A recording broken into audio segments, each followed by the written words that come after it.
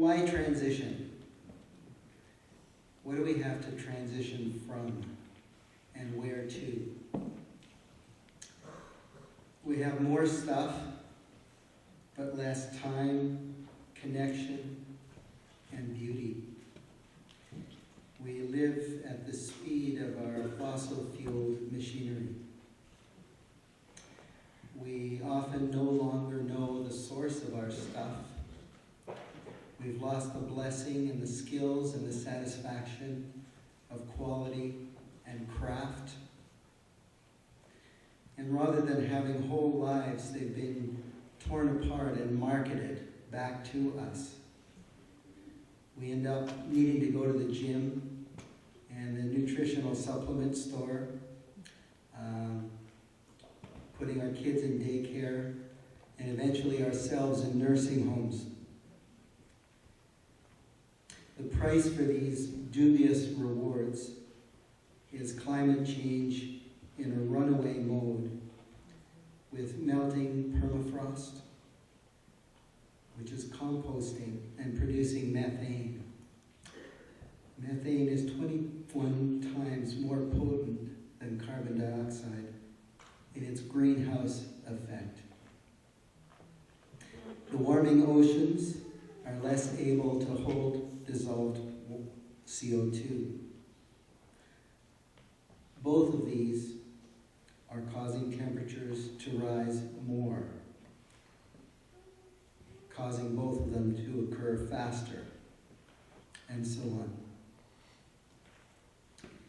The greatest global impact for all life is accelerating drought, adding to the depleted groundwater that's already occurring. Flooding with sea level rise will affect most of all the really fertile river deltas that have been the cradles of civilization. For humans, the most devastating part will be, and is already starting to be, crop failures.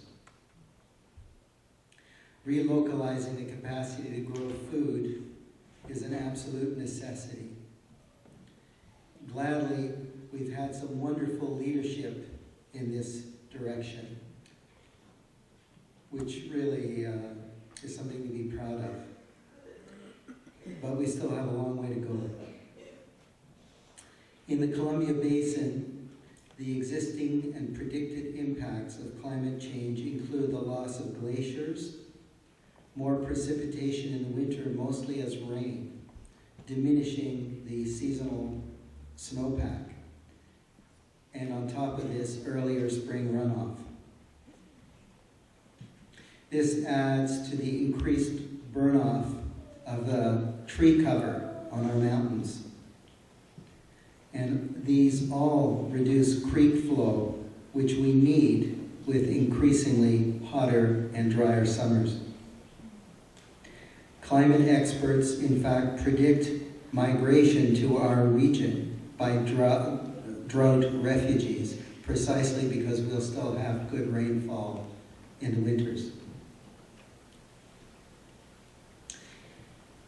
Oil. We've already extracted the most easily accessed reserves, and what remains is ever more difficult and expensive to get. Depletion of the known reserves stopped being matched by new discoveries as early as 2005. The pace of consumption in the developing world has been accelerating wildly. In his book, Why Your World is Going to Get a Whole Lot Smaller, most quoted economist Jeff Rubin predicts $2 per liter gas around the corner, and as only being the beginning of where it is headed. He also analyzes clearly how alternative energy sources are not even in the ballpark to be able to keep us in our current lifestyle. The cost and supply impacts will be astronomical. The USDA, that's the U.S. Department of Agriculture, has stated that 80% of the cost of conventionally produced food is fossil fuel. Think about the impacts on the cost of production and transportation of metal and plastic goods, for example. We can't count on long supply lines from faraway places. They also depend on functioning credit markets. With large business operations, letters of credit are required before goods are shipped.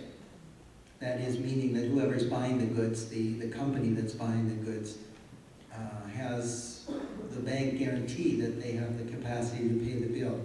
In 2008, hundreds of thousands of tons of food sat in warehouses because of shaky banks.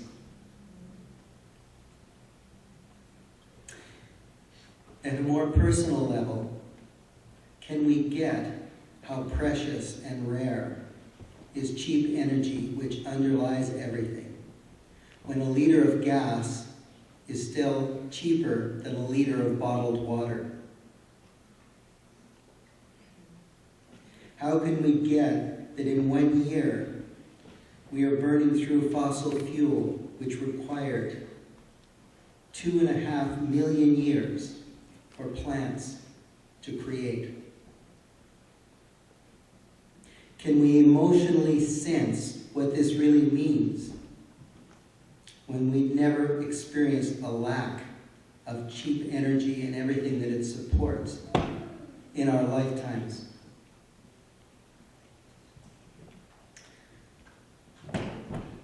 A local economy is not about money. It's about relationships, material relationships. My personal relationship with the shoemaker, the saw sharpener, and the grain miller. Missing parts of a natural human ecosystem. The social, not separate from the material. This interdependence was normal in the village. It produces flexibility, adaptability to local conditions, and the favorite term for that in the transition movement is called resilience. Small is beautiful. It's time to get back to the garden. We have just the excuse we've been waiting for, to learn how to count on each other once again.